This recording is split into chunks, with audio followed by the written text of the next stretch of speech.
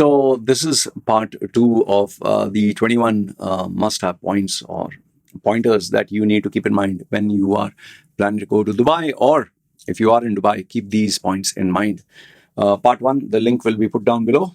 You can check it out if you have not seen it. This is part 2. So let's move on. Number 12. There is a standard way of getting a job. That is, you apply for the vacancies. Then there is a non-standard way of doing things where you try to find the loopholes of the system. And the third one is the ultimate way of doing things, and that is meet the decision maker, CEO or the business owner. You'll find this very surprising, but even with all these tattooed looks and these controversies, I always made it a point to meet with the owner. I would not want to go through the normal channels because then there are too many variables. Then the receptionist has to do her due diligence.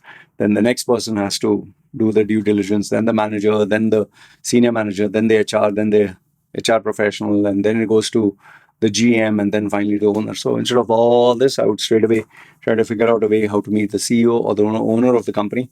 But remember, it was not by using shortcuts like giving them a very snappy email or, let's say, trying to be a smartass.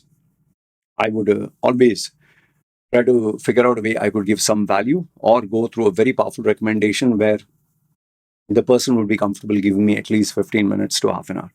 And 9 out of 10 times, the person that I would spend time with would always give me a job offer or something of value. Remember, the whole process is very hard, but once you get to the decision maker, if you do your steps properly, you'll always be offered a job or something of value. I know for a fact you'll say that, hey, it's not that easy to get the number of the owner or to meet up with the owner. Well, if success was easy, everyone would be successful, right? Okay, figure out how to get in touch with the owner or the CEO of the company. Number 13 is growth in a single company is next to impossible. The highest promotions that I've known is, I think, 6 to 8 in a company. He was not my client. He was someone that I knew and I admired. My own personal client has been 4.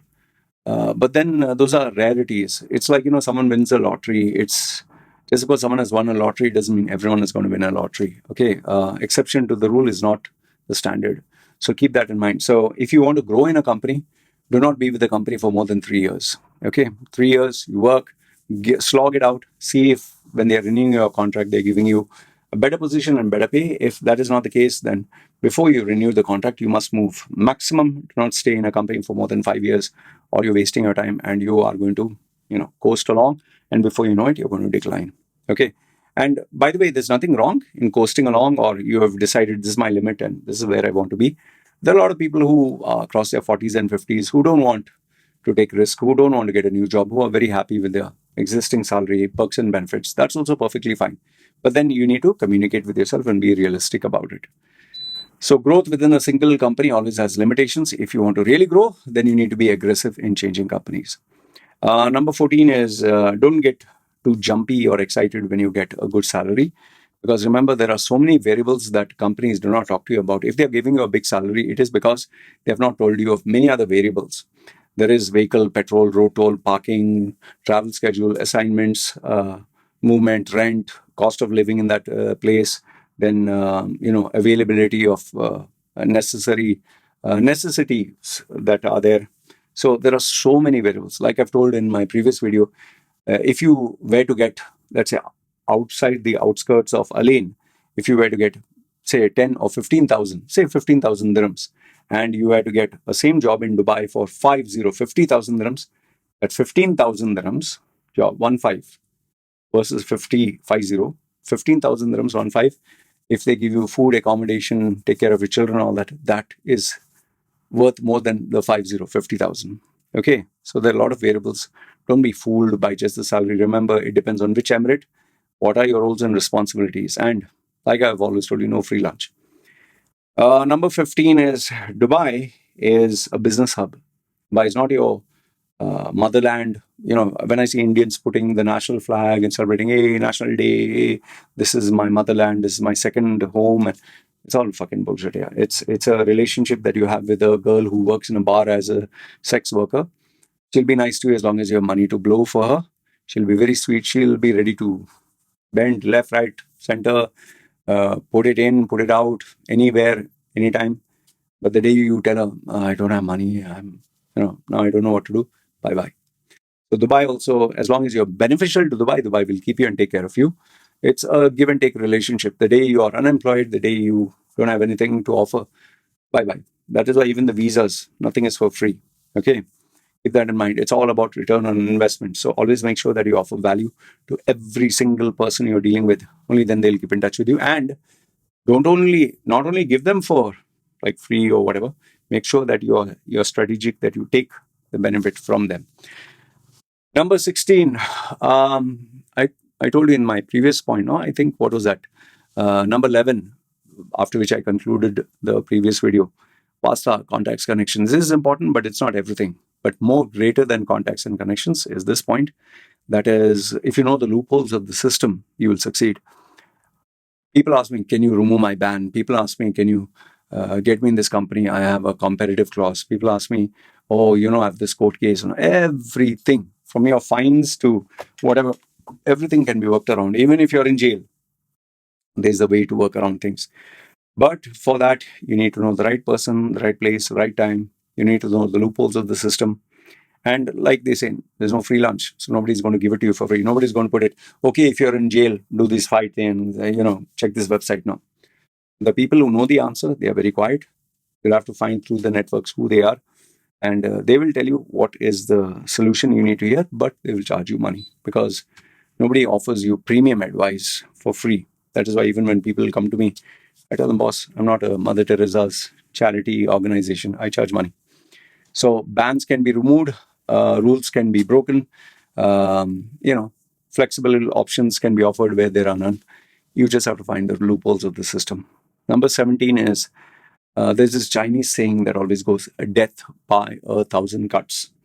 If you want to kill someone, paper cuts. Small. Soon, so much blood will flow, you'll die. So this I mean by the expenses. Ask any salaried person, you got your salary? Yeah. Where does your money go? You say, fuck, man, no fucking idea. And, next thing when they open their wallet, it's all gone. Because small things. It's not the big things. It's not like buying a car and all that. It's a small. It's a toll fee. It is the parking cost. It is the grocery shopping. It is the buying the juice. It is buying the sandwich. It is your laundry. I'll tell you things that you never think about. Even a small percentage rise in your water, electricity can impact you in a big way. And yes, there are the major expenses which I'll talk to you in the next point. So deaths by 1,000 cuts. Expenses will go in small bits and drops. It's like having a big bottle of water with a small hole there. A drop. Very soon the bottle will be empty. Number 18 is the big expense. The big expense is hospital bill, insurance, education, which is an absolute killer. People have told me, you can either have a child or you can have a Rolls Royce. The expense is the same. And the biggest one of all is having a family. Oh, I'll tell you this. I have met so many people who always dream to have a family. They get married. Once after they get married and when they have a child, oh goodness, that is where they realize, man, family life is not cheap. It is very, very expensive. And if you want to give a decent life to your family people, whether your wife, your spouse, your mother, father, your in-laws, and especially your child, it is going to cost you. And if someone falls sick and you're unplanned in UAE, you can say goodbye to 10 years of savings. Money will go that fast. Number 19 is, nobody says this, but outside, like a bodybuilder, everyone looks strong and everyone looks happy. Inside, that is the health. Everyone is dying. The killer disease is stress. There is also a lifestyle disease, which is diabetes, blood pressure, sugar, cholesterol, heart-related illness. And check anyone's photograph when they came to Dubai for the first time and check their photograph now after 5 years, 10 years. Everybody puts on weight. Everyone looks like, soggy and tired and all that. It's a very stressful life. Health takes a toll. Nobody talks about it. The only exception to this rule is if you meet someone who's into yoga or long distance running. Okay. Don't even going to the gym, CrossFit is not healthy. Number 20 is, I tell people all the while, remember the previous point I said, when people have this National Day, they put a scarf of UAE. UAE is my motherland, my second home. Dubai is not your home. I told you, no, it's a business hub. That is why I remind people, Dubai is not your home. Dubai is not your motherland. You are a contractor. You are a paid contractor. You are a temporary worker. And one fine day they'll kick you out. And this example is best shown by what was happening in US with people staying there 30 years with their H1B, whatever visa. And then imagine being asked to leave. And your life is over, man. Because all the people you know, all the friends, relatives, everyone has changed. Times have changed. And even if people know you, why you come back? So that's the reaction you're going to get. Last, if not the least, why I say this for the last point is if you're really serious about your growth in Dubai, okay, just as whether you're an Olympic athlete, whether you're a professional swimmer, whether you're whatever, businessman, for health, for bodybuilding, anything, you need a professional mentor. So if you want to succeed in UAE, either get a CEO of a company or get a businessman or get a paid professional mentor or someone who is at a very high level but who has been in Dubai 20, 30 years, who trusts you and who you can trust with your life. Make him your mentor. You will shave off nearly 30 years of time wasting activities, thoughts, and you'll be guided properly. I've been doing this for 25 years. And I've seen this. I've seen the difference it makes in people's life. Remember, you can have the wrong strategy. It's like, driving a car very fast, full speed, but someone forgot to tell you that you're headed the wrong direction. So with all the effort, you're only going to go further away from your goal rather than achieve it. Or it's like the example I give, a fly seeing a window pane outside. The sun, wow, is yellow, the sky is blue, the grass is green, people are walking, you see freedom. But you go and bang your head on that window pane, it's never going to break. And if you keep continuing, try till you succeed, you'll see the fly dead there after a few hours or days. So get yourself a proper professional mentor, whomsoever it is, but someone who is better than you, has more wisdom, knowledge, and who knows the loopholes of the system. It will save, half your life and help you get faster to your goals. Anyway, I hope these points helped you. Let me know what you think. It's me signing off. You guys take care.